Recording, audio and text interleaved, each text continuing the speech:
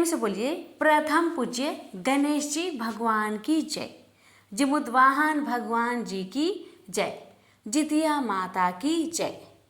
प्यारे भक्तगणों, आज आश्विन मास की कृष्णा पक्ष की अष्टमी तिथि है। आज जिमुत पुत्रिका व्रत का पावन व्रत है। भगवान श्री कृष्ण कहते हैं कि जो माताएं इस जितिया के निर्जला व्रत को ही श्रद्धा से करती है और आज के दिन जिमुद्वाहन भगवान और जितिया माता की कथा को श्रवण करती है, उनके संतान को कभी भी कोई भी कष्ट नहीं होता। जिमुद्वाहन भगवान की कृपा से, जितिया माता की कृपा से माँ जब तक जीवित रहती है, उनके संतान की कोई भी एक बाल भी बाका नहीं कर सकता। व्रत से संतान को जीवन में सुख, समृद्धि और दीर्घायु की प्राप्ति होती है। आइए प्यारे भक्तों, हम श्रवण करते हैं जितिया व्रत की पौराणिक कथा। यानी कि ये जो कथा है, यही कथा जितिया व्रत की असली कथा है। इस कथा को व्रत के दौरान अवश्य सुनना चाहिए और दूसरे माताओं के पास भी शेयर अवश्य करें। तो आइए श्रवण करते हैं जितिया व्रत की पावन कथा। महाभारत युद्ध के बाद अपने पिता की मृत्यु के बाद अश्वत्थामा बहुत ही नाराज था और उसके अंदर बदले की आग तीव्र थी, जिस कारण उसने पांडवों के शिविर में घुसकर सोते हुए 5 लोगों को पांडव समझकर मार डाला था। लेकिन वे सभी द्रौपदी के 5 संतानें थी। इसके इस अपराध के कारण उसे अर्जुन ने बंदी बना लिया और उसकी दिव्य मणि छीन ली, जिसके फलस्वरूप अश्वत्थामा ने उत्तरा की अनजन्मी संतान को गर्भ में मारने के लिए ब्रह्मास्त्र का उपयोग किया, जिसे निष्फल करना नामुमकिन था। उत्तरा की संतान का जन्म लेना आवश्यक था, जिस कारण भगवान श्री कृष्ण ने अपने सभी पुण्य का फल उत्तरा की अनजन्मी संतान को देकर उसके गर्भ में ही पुनः जीवित किया। गर्भ में मरकर जीवित होने के कारण उसका नाम जीवित पुत्रिका पड़ा और आगे जाकर यही राजा परीक्षित बना और तब से ही इस व्रत को किया जाता है। प्रेम से बोलिए जय श्री कृष्ण। एक बार नैमिषारण्य के निवासी ऋषियों ने संसार के कल्याण के लिए सूत जी से पूछा, हे सूत, कराल काले काल में लोगों के बालक किस तरह दीर्घ आयु होंगे, सो कहिए। सूत जी बोले, जब द्वापर का अंत और कलयुग का आरंभ था, उसी समय बहुत सी शोकाकुल स्त्रियों ने आपस में सलाह की कि क्या इस कली में माता के जीवित रहते पुत्र मर जाएंगे।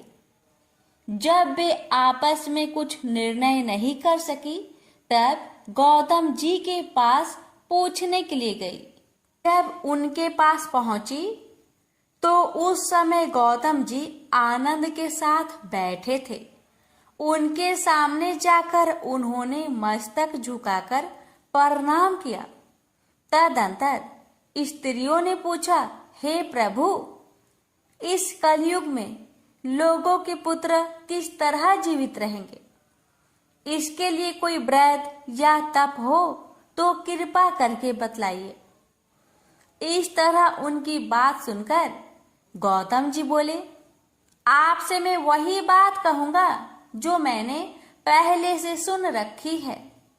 गौतम जी ने कहा, जब महाभारत युद्ध का अंत हो गया और द्रोण पुत्र अश्वत्थामा के द्वारा अपने बेटों को मरा देखकर सब पांडव बड़े दुखी हुए, तो पुत्र के शोक से व्याकुल होकर द्रौपदी अपने सखियों के साथ ब्राह्मण श्रेष्ठ धौम्य के पास गई और उसने धौम्य से कहा, हे विपेंद्र, कौन सा उपाय करने से बच्चे दीर्घ आयु हो सकते हैं?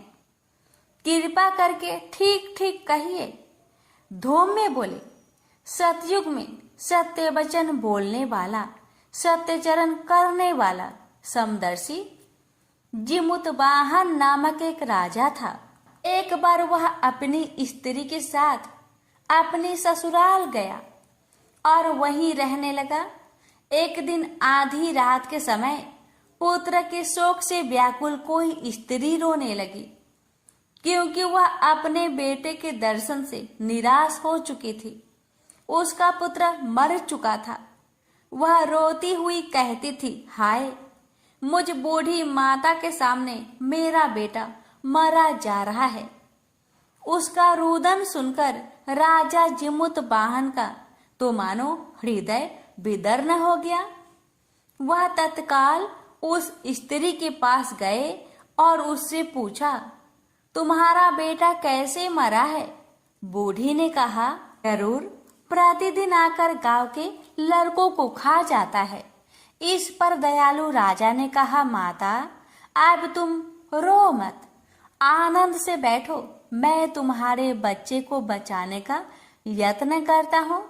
ऐसा कहकर राजा उस स्थान पर गया जहाँ गरुड़ आकर प्रतिदिन मांस खाया करता था।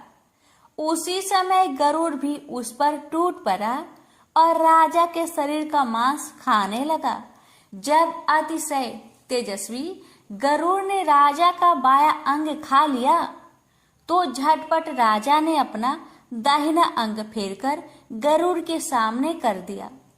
यह देखकर गरुड़ जी ने कहा, देव योनियों में तुम कौन हो? तुम मनुष्य तो नहीं जान पाते। अच्छा, अपना नाम, जन्म और कुल बताओ। पीड़ा से व्याकुल मन वाले राजा ने कहा, हे पक्षीराज, इस तरह के प्रश्न करना व्यर्थ है। तुम अपनी इच्छा भर मेरा मांस खाओ। यह सुनकर गरुड़ रुक गए और बड़े आदर से राजा के जन्म और कुल की बात पूछने लगे। राजा ने कहा, मेरी माता का नाम सभ्या और मेरे पिता का नाम शालिवाहन है। सूर्य वंश में मेरा जन्म हुआ है और जिमुतवाहन मेरा नाम है। राजा की दयालुता देखकर गरुड़ ने कहा, हे महाभाग, तुम्हारे मन में जो अभिलाषा हो वह वर मांगो। राजा ने कहा, हे पक्षीराज, यदि आप मुझे वर दे रहे हैं तो वर दीजिए कि आपने अब तक जिन प्राणियों को खाया है वे जीवित हो जाए।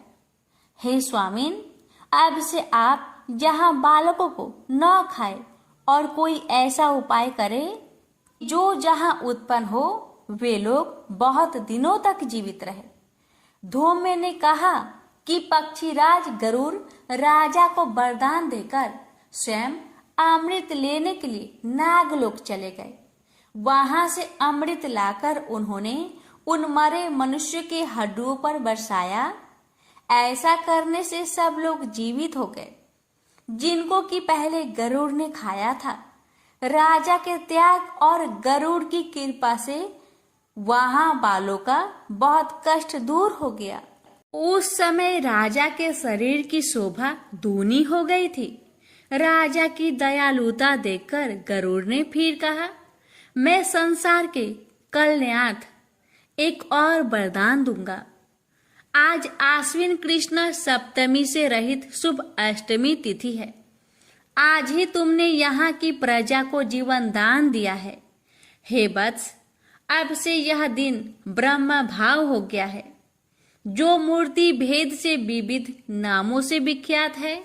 वहीं त्रिलोक्य से पूजित दुर्गा अमृत प्राप्त करने के अर्थ में जीवित पुत्रिका कहलाई है।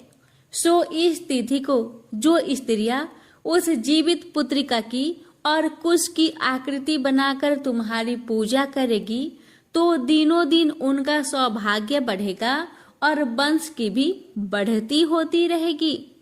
हे महाभाग, इस विषय में विचार करने की भी आवश्यकता नहीं है। हे राजन, सप्तमी से रहित और उदया तिथि की अष्टमी को व्रत करे, यानी सप्तमी विध अष्टमी जिस दिन हो उस दिन व्रत न कर शुद्ध अष्टमी को व्रत करे और नवमी में पालन करे। यदि इस पर ध्यान न दिया गया तो फल नष्ट ही हो जाएगा और सौभाग्य तो अवश्य नष्ट हो ही जाएगा। जिमुतवाहन को इस तरह का वरदान देकर और बैकुंठ धाम को चले गए और राजा भी अपनी पत्नी के साथ अपने नगर को वापस चले गए। धौम्य द्रौपदी से कहते हैं, हे देवी, मैंने यह अतिशय दुर्लभ व्रत तुमको बताया है। इस व्रत को करने से बच्चे दीर्घ आयु होते हैं। हे देवी, तुम भी पूर्वोक्त विधि से यह व्रत और दुर्गा जी का पूजन करो तो तुम्हें अभिलाषित फल की प्राप्ति होगी। निराज धौम्य की बात सुनकर द्रौपदी के हृदय में एक प्रकार का कौतूहल उत्पन्न हुआ और पूर्ववासिनी स्त्रियों को बुलाकर उनके साथ यह उत्तम व्रत किया। गौतम ने कहा, यह व्रत और इसके प्रभाव को किसी एक चिल्ली ने सुन लिया और अपनी सखी सियारिन को बतलाया। इसके बाद पीपल वृक्ष की शाखा पर बैठकर वह चिल्ली ने और उस वृक्ष के खोते में बैठकर सियारिन ने भी व्रत किया। फिर वही चिल्ली किसी उत्तम ब्राह्मण के मुख से यह कथा सुनाई और पीपल के खोते में बैठी हुई अपनी सखी को सुनाया। सियारिन ने आधी कथा सुनी थी कि उसे भूख लग गई और वह उसी समय शव से भरे हुए शमशान में पहुंची। वहां उसने इच्छा भर मांस का भोजन किया और चिल्ली बिना कुछ खाए पिए रह गई और सवेरा हो गया। सवेरे वह गौशाले में गई और वहां गौ का दूध पिया। इस तरह नवमी को उसने पारण किया। कुछ दिनों के बाद दोनों मर गई और अयोध्या में किसी धनी व्यापारी के घर में जन्मी और संयोग से दोनों का जन्म एक ही घर में हुआ, जिसमें सियारिन ज्येष्ठ हुई और चिल्ली छोटी। वे दोनों सभी शुभ लक्षणों से युक्त थी, इसलिए बड़ी लड़की काशीराज के और छोटी उसके मंत्री के साथ ग्रह पत्नी अग्नि के सामने विधि पूर्वक ब्याही गई। पूर्व जन्म के कर्म फल से वह मृग नयनी रानी हुई।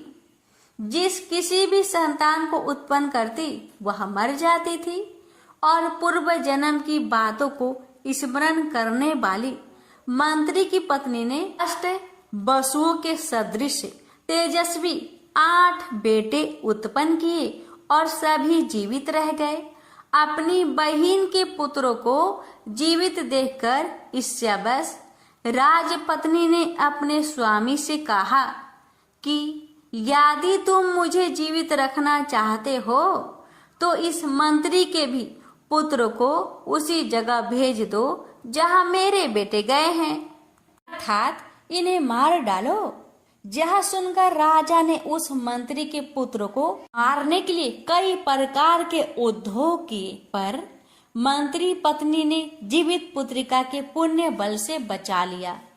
एक दिन राजा ने अपने आदमियों से उन पुत्रों का सिर कटवाकर पिटारी में रखवाया और वह पिटारी उनकी माता यानी कि मंत्री की पत्नी के पास भेज दिया, किंतु वे 8 सिर बेशकीमती ज्वारत हो गए और भले चंगे वे 8 लड़के अपनी माता के पास वापस चले गए।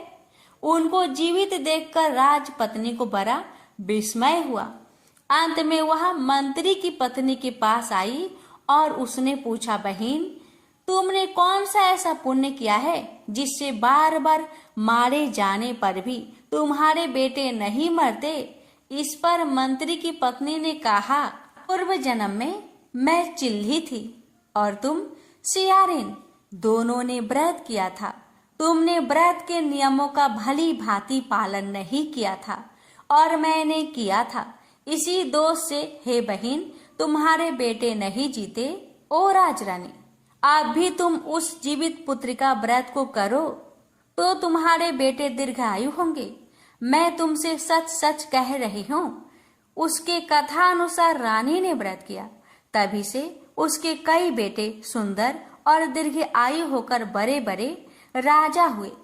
सूत जी कहते हैं कि सब प्रकार का आनंद देने वाला मैंने यह दिव्य व्रत बतलाया। स्त्रियां चिरंजीवी संतान चाहती हो तो विधि पूर्वक यह व्रत करे। प्रेम से बोलिए जिमुत वाहन भगवान की जय।